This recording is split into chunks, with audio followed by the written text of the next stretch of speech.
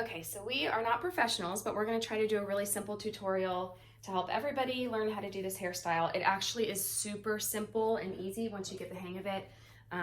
So I really think if you practice it, everybody will be able to do it. I didn't even know how to Dutch braid before cheer, and now I feel like I don't even have to think about it. It's super easy. You just have to jump in and practice it and do it. So hopefully this will help get everybody on the same page.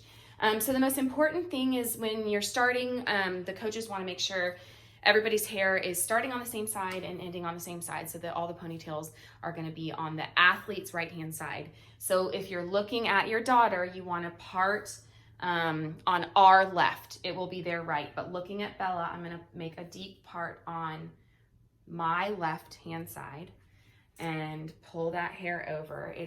Bella typically parts hers on the right, but once it's in the braid, it doesn't even feel weird, does it, Bella? No. Kind of feels the same.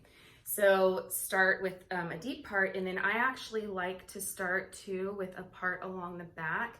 You will eventually use all of the hair in the braid, but I think this just makes it easier so you don't have hair kind of flying all over.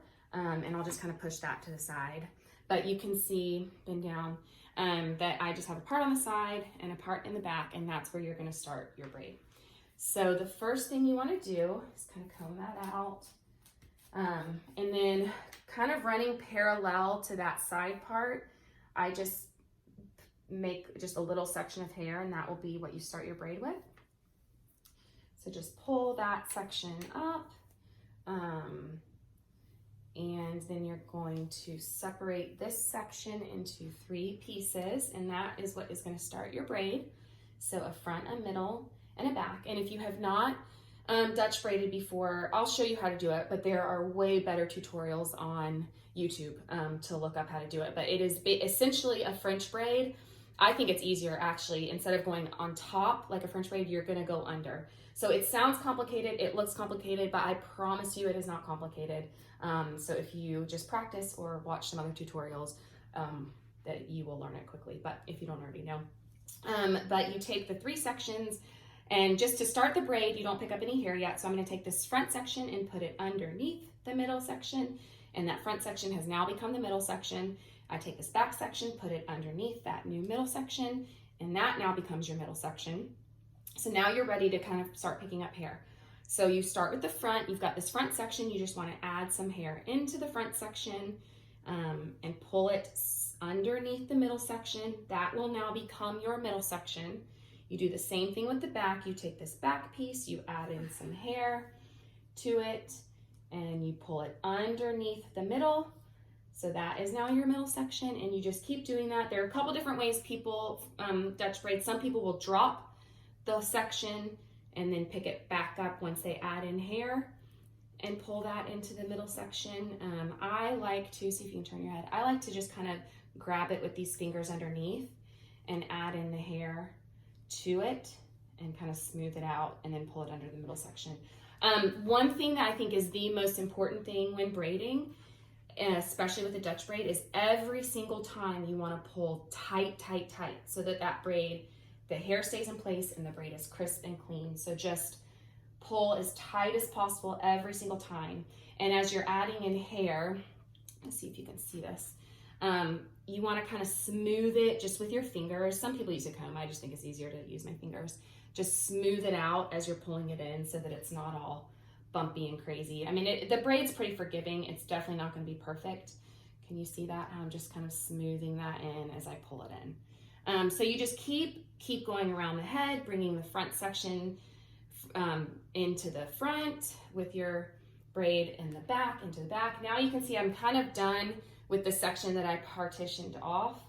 So now I'm gonna just take the rest of this hair and start going, taking underneath for the front part, adding in the underneath hair with the front section, and then pulling from this back. It is not gonna be perfect. You just kind of pull in chunks of hair from the back into your back section and pull that underneath. And the front section again, I take hair from underneath and pull that in and pull it really tight. And then this back section, I pull hair from the back. I'm gonna see if we can flip you around so that you can see what we're doing here. And then because this braid is working itself around the head, I like to basically move around her head. I mean, right now I'm having her move, but as you're braiding it, you're gonna be moving your body around the head with the braid. And as you braid, you're pulling it in the direction you want it to go. So I want it to go around her head, so I'm pulling it in the direction that I want to go. Just keep pulling this bottom section. I actually could have even pulled that tighter. So when you do it, pull it tighter. That doesn't look as tight as it should be, but I'm trying to do it fast so this video isn't forever long. So you just keep, I'm gonna switch so you can kind of see. You just keep pulling in hair from the back.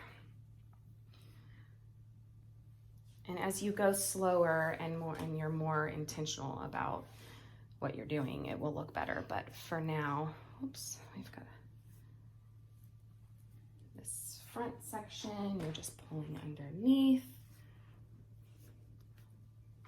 Back. So eventually you just keep braiding until you get all of the hair incorporated into the braid.